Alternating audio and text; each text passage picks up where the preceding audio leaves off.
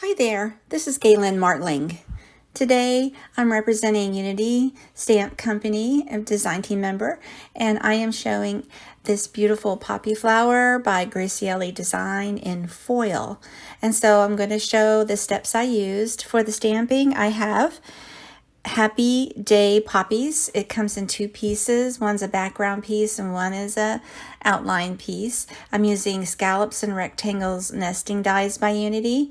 And I have deco foil by Therm-o-web in gold shattered glass that I prepared.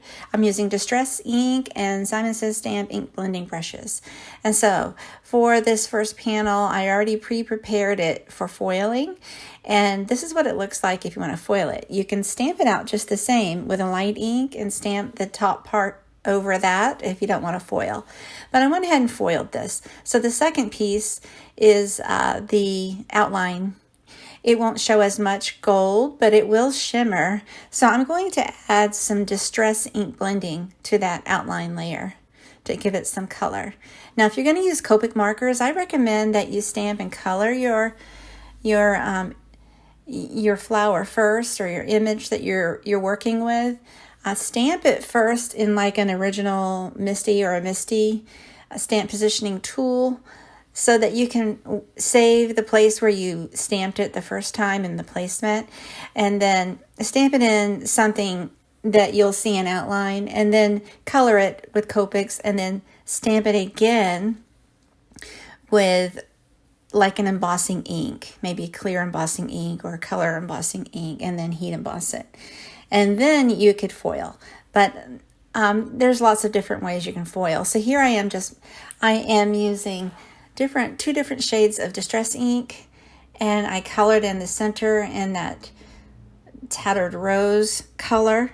And then on the outside I used Victorian velvet in the center and tattered rose on the edges. I just wanted a variegated look to the flower. And then I fussy cut it out and just wipe excess off with a paper towel. Add a little bit of accents with a white jelly roll pen. And then just go ahead and see what it looks like layered, and see how I'm offsetting the layering so you could see the foil behind it.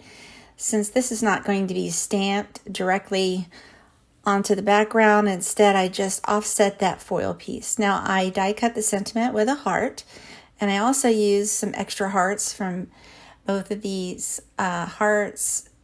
Dies are by My Creative Time, and then I just place that with a little bit of Nuvo drops to finish. I hope you like this and give it a try. Thanks so much for watching. Please take a moment to like and subscribe to my channel if you will, and have a great day.